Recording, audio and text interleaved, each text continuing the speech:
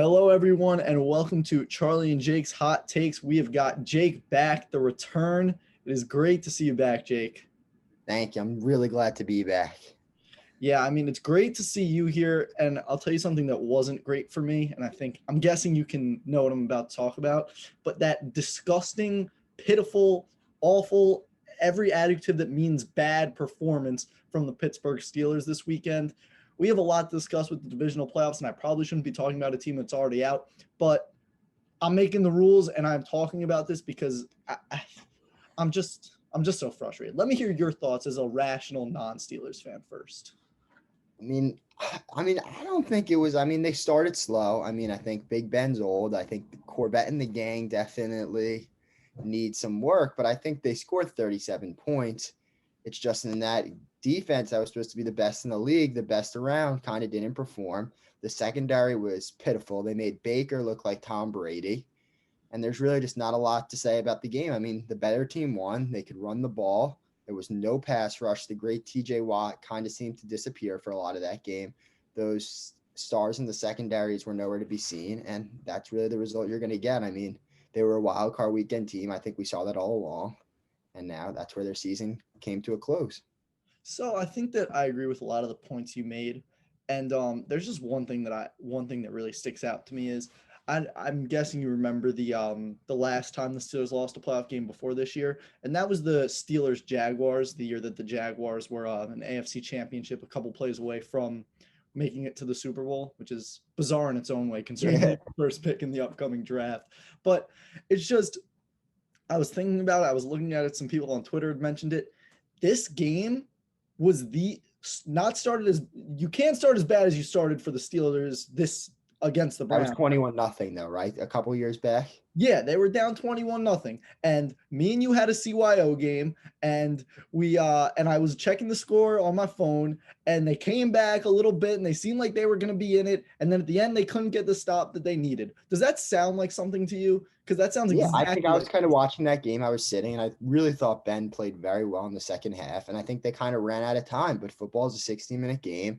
The Browns played better for 60 minutes. I think if there's a fifth quarter there, we're having a very different conversation right now. And the Steelers getting ready for Buffalo. But 60 minutes, you got to win the 60 minutes, and they did not.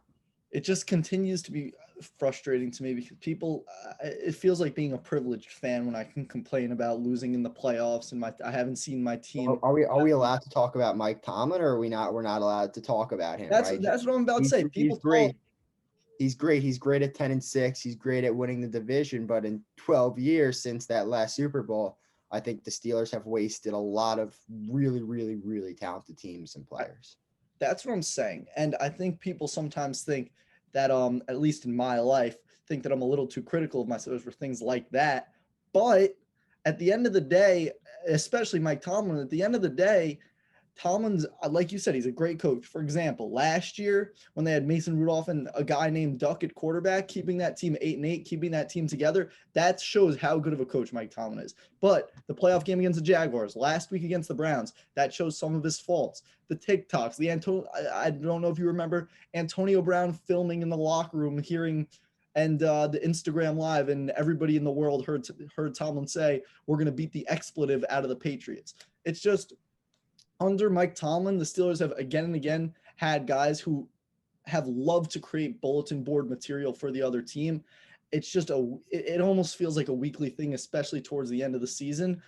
And it's like you got at that point, you And I got to think have some I think control of your we guy. love to praise Tomlin. That was a really great year last year, but they still finished 8-8, especially in a place like Pittsburgh with Ben Roethlisberger. You need to win Super Bowls. You need to even get to Super Bowls, and they just have underperformed like crazy. And I think he's kind of gotten blessed by having a top 5 roster in the NFL. But I think when push came to shove in big games against the New Englands, even against Cleveland and Jacksonville, he hasn't really performed where he's need to be. And I think that he's going to stay around because it's the league. If you win 10 games, you get to the playoffs, they're going to have a really hard time firing you. But I think they might need to make some culture changes there. And if this was truly the last game ever for Ben Roethlisberger, that's where it gets complicated for Tomlin because you can say what you want about Big Ben, but he has performed very well year in year out, and he's been as big a part as anybody in keeping the Steelers in games and in the playoffs for the last decade. So when you don't have that when you don't have that steady play at quarterback, I think that really shows how good of a coach you are. So Coach Tom's definitely going to have an interesting couple of years ahead. That would be a shame if they let Ben Roethlisberger walk. I think he had a really great game. I mean, he made it. He missed a couple throws. He had that bad fumble, but I really think that Big Ben has a couple more years left, and that they need to get him a run game. I mean, you're asking him to do too much when they Oh, literally have getting 20 rush yards a game. It's really, really hard to win football games without a run game. So I think you put a couple more guys around him. Not that he is not spoiled with talent, but you get him a running back, and really they could definitely compete again next year. yeah, I think that if they're going to be hamstrung, they're going to be kind of stuck. If Ben wants to come back, I think he'll be back. They're not going to cut him. I really could not see that happening. He's too much of an icon in Pittsburgh. I mean, I don't necessarily want to have him on the contract that he's on, but he has done way too much for this organization to get cut, especially when he's still playing well. So definitely a big offseason for the Steelers, and hopefully, fingers crossed, Najee Harris is there at 24 to help rebuild that run game. We need some Bama in Pittsburgh. Yeah, everyone can use some Bama. That's the truth. So now to go on to the divisional games, so the teams that are actually still playing football. Um, we vision. So first of all, Super Bowl wild card weekend. What an invention! Loved it. It doesn't get better than 6 straight playoff games. Wake up, 3 games of football, go to sleep, 3 more games of playoff football. Just the best. So the first game of the docket this week is Rams after that really impressive win in Seattle going to Green Bay. Let me hear your thoughts on it, Jake. I think it's going to start off a lot closer than many people think. I think that that's the best defense in the NFL. If Donald, I heard he's going to go with Ramsey. I mean, they really do have athletes up and down that defense, and I think they're going to be able to keep it close with Aaron and the boys. But I think the fact that Goff's hand isn't right and that offense really struggles a little bit, I think that the cold weather and Green Bay will just be too much for them late. But I think we're definitely going to see an entertaining game.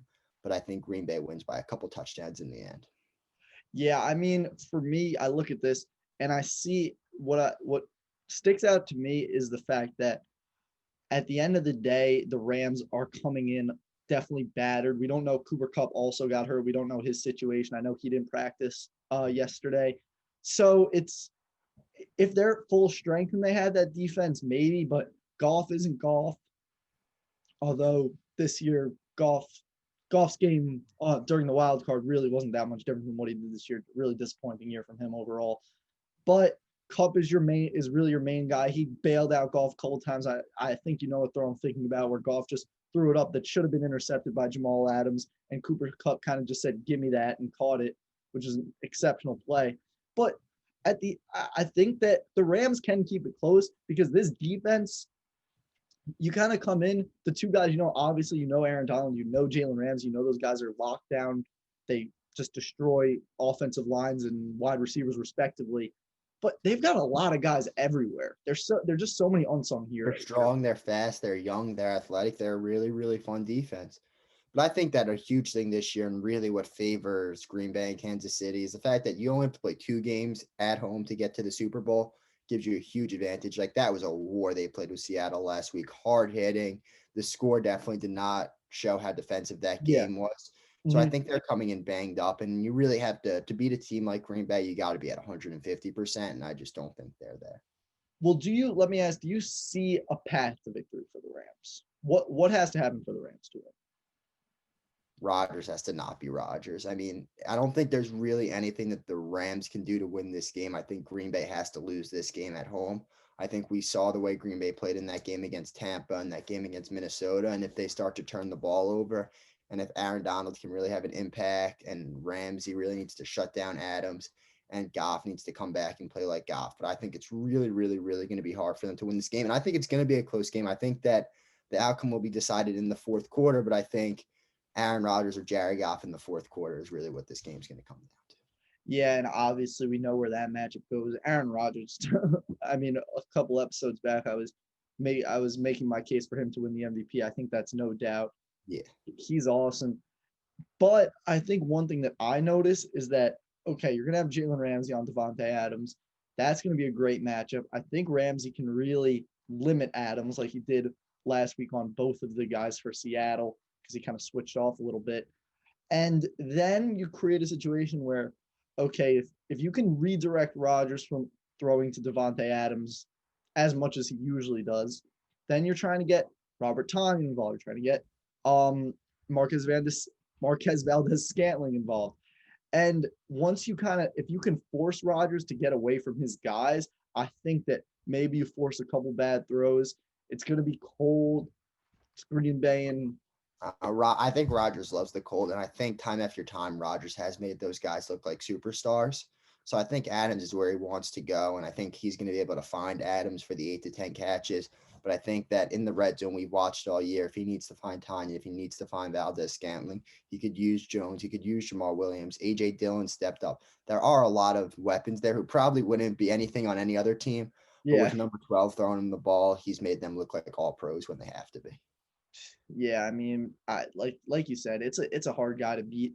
And for the Rams, this is a game where if they win this game, I think people are gonna pick them to make it the whole way. So certainly no lack of motivation for them, but I think Rodgers gets a chance at that NFC Championship. Yeah. I think Rodgers knows how much he's kind of struggled in these NFC playoffs, and I think he knows that. So I think that this is going to be very big for him coming in, and he wants to kind of silence the haters like he did this year with Jordan Love. And he's got that chip on his shoulder, and he wants that game with Mahomes that is kind of looming. So I think that he's going to do everything he can to get there. He's hungry. All right, final score prediction. Let me hear it. Give me 31-17 Green Bay. All right, I got 24-13 Green Bay. So now the game that personally I'm the most actually it's a tie for the two that I'm most excited about, but this is one of them, and that's Ravens versus Bills. This is like draft class 2018. I think right for so long it's been certain draft class 2004. I think when we're adults and these guys are getting towards the end of their careers, we're gonna look at early matchups like this of the class of 2018 and be like, all right, who won this? Who won this? Because I think there are going to be guys who are really, I think these guys from that draft class of quarterbacks are going to be the best quarterbacks in the NFL for a long time coming. So this is a really exciting matchup for me. I think the Ravens roll. I really do. I mean, I think that if you go back and we've kind of talked, and I really thought Lamar Jackson wasn't the guy. I saw him win the MVP last year, and I said, this guy really, he can't throw the ball. He struggled into this year. They were 6-5. And in these last 6 games, he's found his groove. And with that line, with that defense, with Lamar Jackson playing well, I think this is a really, really, really hard team to beat.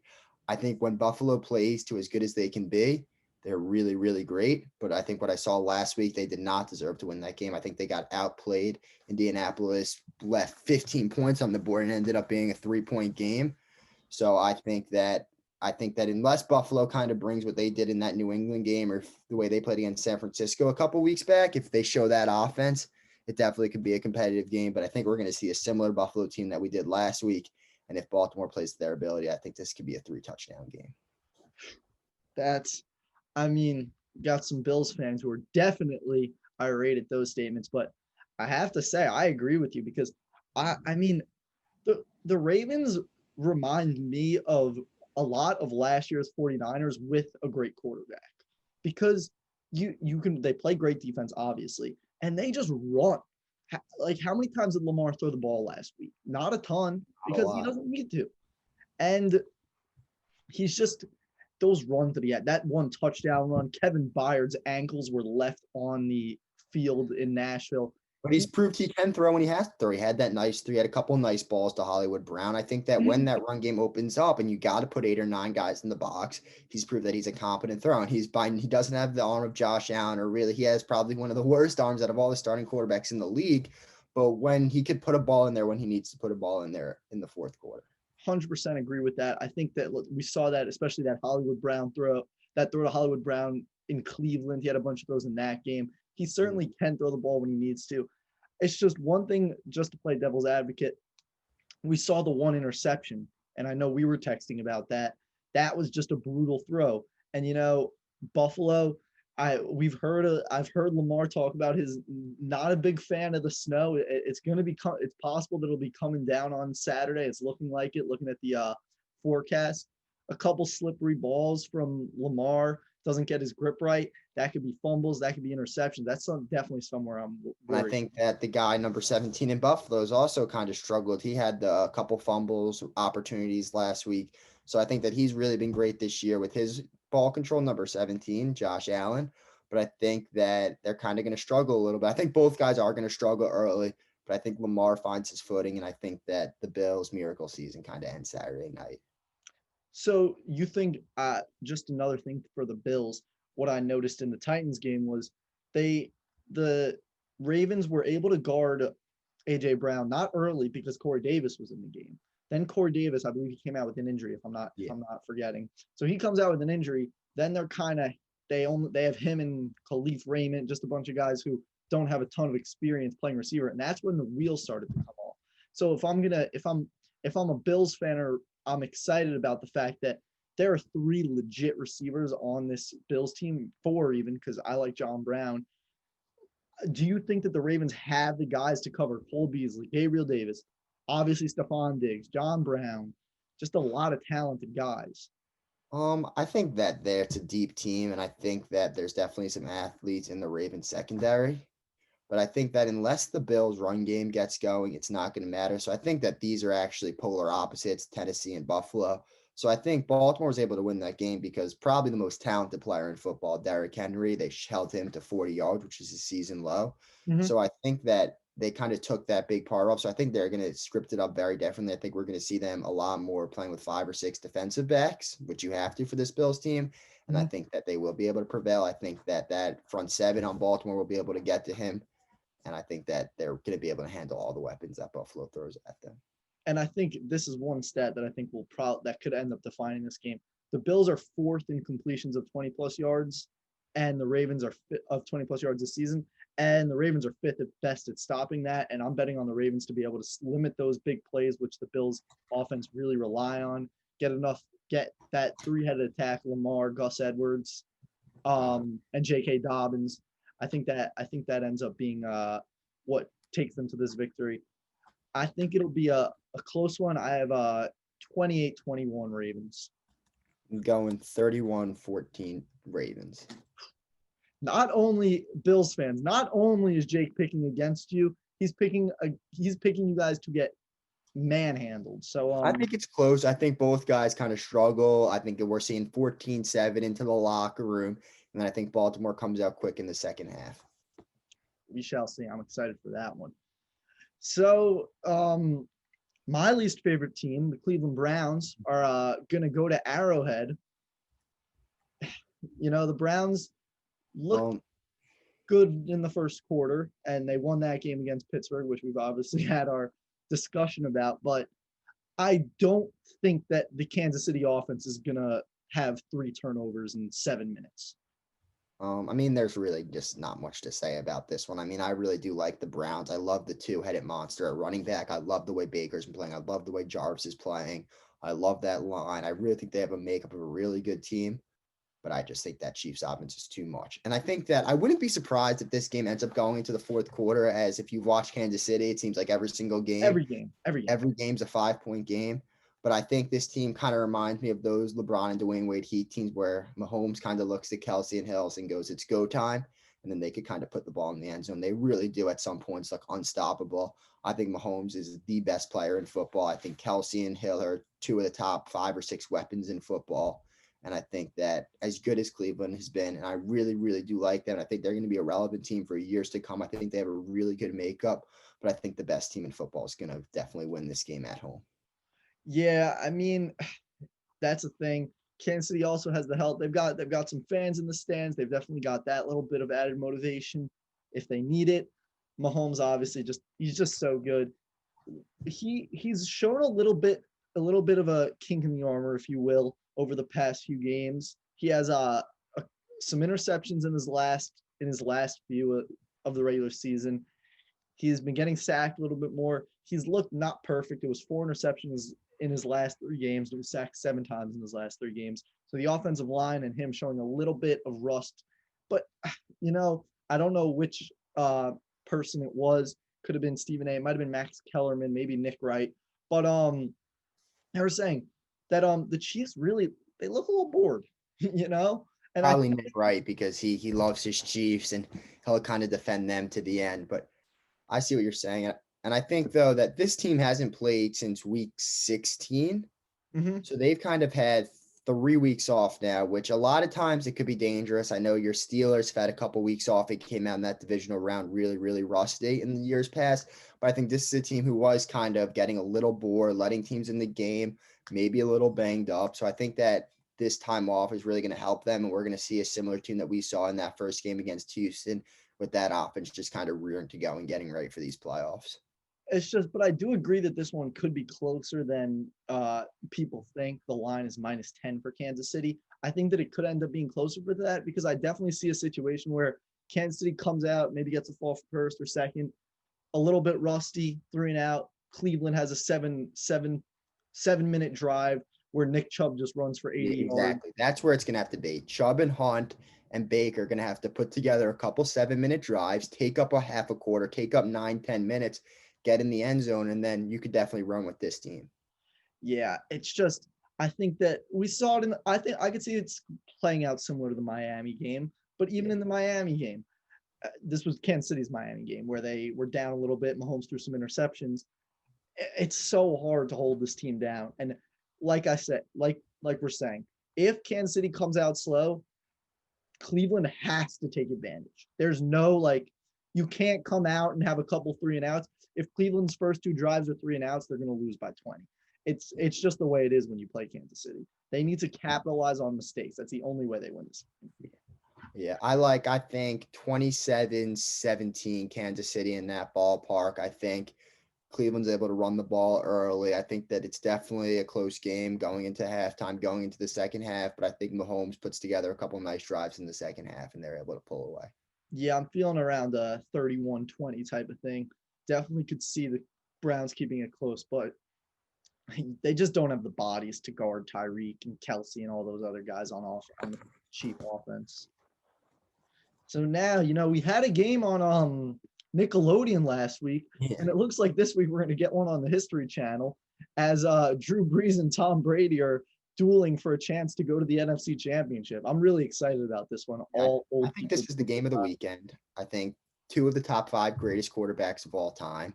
I think I'm really, really excited, but every time I've kind of watched these teams, except for a couple occasions, I've been really underwhelmed. I don't think either of these teams gets to the Super Bowl. I think the Rams would beat both of these teams. And the Packers. So, Rams or the Packers. I think whoever wins that game is going to the Super Bowl. I've been really underwhelmed. I think that Washington team was a very, very poor football team, and that was a close game going all the way to the end. I think the Saints should have blown that team out of the water. I think that 21-9 score was the game was a lot closer than that kind of said, as the Bears kind of dropped that ball early on. So I don't know. I think that there's a lot of weapons in this game, a lot of fun. I think it's going to be a close game, but I think the old men are kind of going to battle it out. I like the Bucs. I think the Bucs weapons are there. I really cannot see the great Tom Brady losing to Drew Brees 3 times because I think that this would be another kind of, although he is probably the greatest football player ever, I think this would be a big blemish on his legacy losing to Brees 3 times. Mm-hmm. So I think it's going to be a lot of fun. I think even though the crowd's not going to have such an impact, I think New Orleans will be a lot of fun. But I do like Tampa Bay in a really close one. What are some of your thoughts on that one? Well, I mean, I'm not as quick to take out either of these teams, mostly because the Rams, I'm not completely sold on, even though I have advocated for them before on this podcast. I like them, but I definitely don't think they're a team that if they make it, they're unbeatable. And then with the Packers, they've had so many big games in the last 10 years. So many NFC championships where they just haven't won. So I do think more is on the line than you may be suggesting. And I really wouldn't be surprised if we saw a Tom Brady Lamar Jackson Super Bowl. It's an unpopular pick. I know I might get 2 wild card teams. That's an interesting call. It would be unprecedented, but we're in a global pandemic. I think you can never really count out Tom Brady from the Super Bowl. I think the Bucs are probably up and down one of the top 3 most talented teams that we have. So maybe that was a little bit of a overstepping when saying that both of these teams are out after this one. But I've been very underwhelmed by both of these teams, although highly touted as they are. But we'll see. It's going to be a great game. It's the highlight of the weekend. It's the two old men going at it. Maybe Breeze's last game. I think timeless Tom Brady has a couple more years left in the tank. You might pick So I up think we're really going to see. But I think that Bucks offense versus the Saints defense is going to be a lot of fun. But the Saints offense just has not been there. I mean, Taysom Hill's kind of had to come in and give him a jolt. I think slant boy Mike Thomas is going to kind of have to show us what he was like last year. And I don't know. It's definitely going to be a fun game. Yeah, and I mean, you look at the matchups. One matchup that I'm really interested in is just like you said, that Bucks offense versus the Saints defense. Saints defense has really impressed me. I mean, granted, it's not against great competition, but besides that one drive where the Bears had that opportunity that was dropped on a great throw by my good friend Mitchell Trubisky, um, they they look stout and they're a really strong defense up and down. You have guys. Trey Hendrickson didn't play. I don't know where he's at for the upcoming week. That'll be a big very questionable. I've heard very questionable. If they can have him, that's huge because then you have Cam Jordan and Trey Hendrickson off the edge. That's hard for the Bucks offensive line, which has been really good. And I wasn't impressed with that game against the football team in a lot of ways, but one place I was impressed was that they hung 31 on the football team. Football team might be a 7-9 team, but their defense is very good. Their defense is really good. The Bucks offense was I was disappointed by the Bucks defense, but the Bucks offense really impressed me. I think the line, every time you kind of watch the Bucks, except for a couple games, that line has just been so great. I mean, they made Chase Young look irrelevant. I mean, I kind of love watching the D ends versus the tackles a little bit. And Chase Young really got dominated. I mean, they kind of exposed him for being a rookie, as though he's kind of looked like an all-pro for a lot of the year, a lot of the season. They were kind of pushing him out, and he wasn't even able to breathe on Tom Brady that he wanted so bad. So I think that's really what these games are going to come down to. And I think as long as these Bucks go, I mean, and I think the Saints are the same way. If you could get in these old men's face, they don't want to be hit. Brady does not want to be hit. Brady wants to get that ball out to his weapons quickly. So I think that if that Tampa Bay offensive line kind of holds up and keeps playing the way they did this week, Tampa Bay is going to be hard to beat. But I think that if those edge rushers can kind of get in his face, if they could come some safety blitzes, the game could get very interesting. I'm thinking 27-24 Tampa Bay. Yeah, I'm going to go Tampa Bay 31-28. I'm thinking the same deficit as you, close one. And just a final parting on this one. I understand, that the Saints have demolished, really dominated the Buccaneers 2 times this season, especially the second meeting. That one was just a slaughter, a bloodbath. But I don't like to bet against Tom Brady 3 times. I think that Tom Brady and Bruce Arians will put their differences aside and come up with a really good game plan to attack this Saints defense and have a good defensive game plan to keep the explosive weapons like Kamara and Thomas contained. So yeah, I think it'll be a really good game, really entertaining. But I think Tom Brady is heading to his first NFC championship. I agree. All right. So as we were about to start the show, we had some I'd say pretty big news because just like maybe it'll change the whole landscape of the NBA for years to come, but who knows? James Harden is on the Nets. So let's dig in. What just happened? So the NBA got shaken up. The Nets made their move. The Nets got their guy. And I mean, they did what they had to do, but I was a little not disappointed. I mean, they made the right move. When you got stars, you need a third star, but I just don't think this team's going to beat LeBron, the Lakers. I think the advantage they had was depth, and they kind of had a little bit of defense who could guard the Lakers stars. And I think that now this team could play a lot of offense, but there's only one ball to go around. I think they're going to win a lot of games in the regular season. I think that they're going to struggle against those really, really good defensive teams, Miami, Boston, Milwaukee, Philadelphia. I think they're going to really struggle even to get to the Lakers.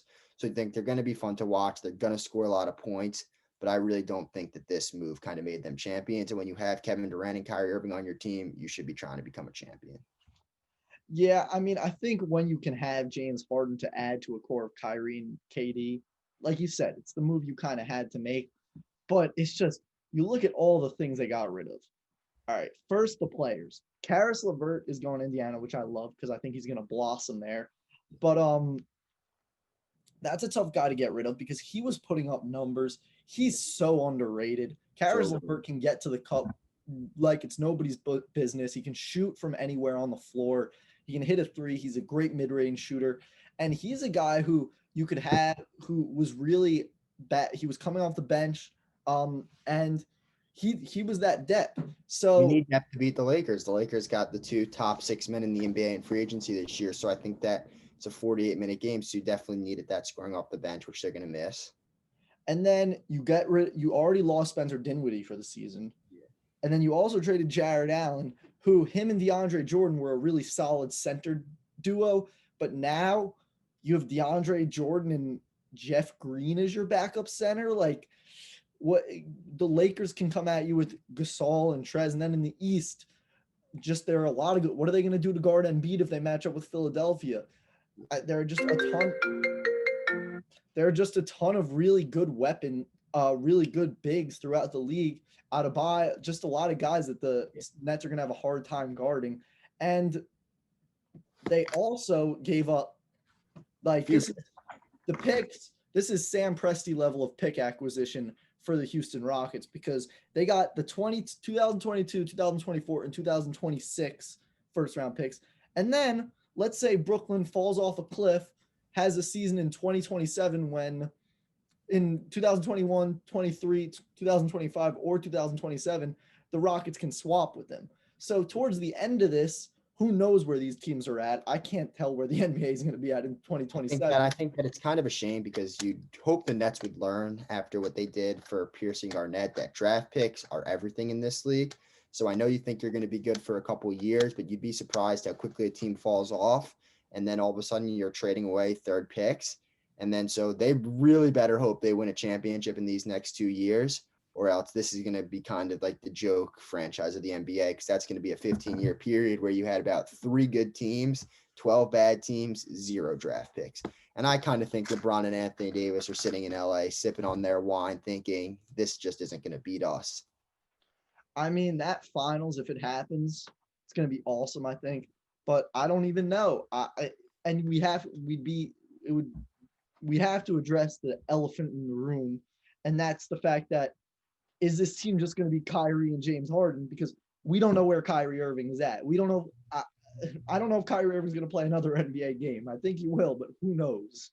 I mean, I think this is really a really tough situation to comment on. I saw Stephen A. Smith this morning say he should retire. I really don't even want this Kyrie to get slandered because I think he really is kind of a crazy, crazy person. So I think he kind of reminds me of Antonio Brown or Dennis Rodman, maybe with a little bit of pure intentions. But I think he's kind of in the idea that he's kind of in his own planet. So I think that hopefully he gets it together. But I think that he's really in like a crazy, crazy place right now. So I think the Nets maybe had to get Durant some help or else things could have gotten bad. Yeah, kind of forced into the move. And just to address all parts, the Rockets got Victor Oladipo. That's how the Pacers ended up getting Karis LeVert. And the Cavs got Jarrett Allen as well. So a lot of young pieces on the move. It's going to be exciting. The NBA, obviously, right now, everybody's got COVID. It seems like games are being postponed. So definitely good to see some good news on the NBA front. I like the Rockets a lot. I think the Rockets are going to be fun with Wall, Christian Wood. They got Victor Oladipo. I think that they could be a lot of fun in the West. I think that it's really LeBron's kingdom right now. And I think that it really is kind of interesting to see what happens with Kyrie Irving. I think that I heard Jared Allen the other day. He said, we're going to give Kyrie his time. I think you got to give Kyrie his time. I think that he's a very, very good basketball player. I think he's trying to do a lot of good things in the community. I think he's kind of at his soul a good man, but I think he's kind of got to get some stuff figured out, and hopefully he gets it figured out soon because we really love watching him play basketball. Yeah, it's just going to be exciting to see those three suit up together whenever we get to see that. So that'll be all for today. Thank you guys so much for tuning in. Great to have Jake back, and that's all.